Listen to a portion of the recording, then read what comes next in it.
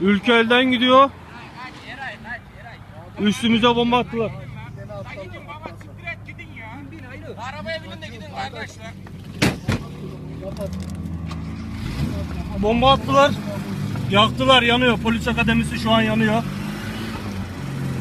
O polis akademisine uçakla saldırı gerçekleşti şu an.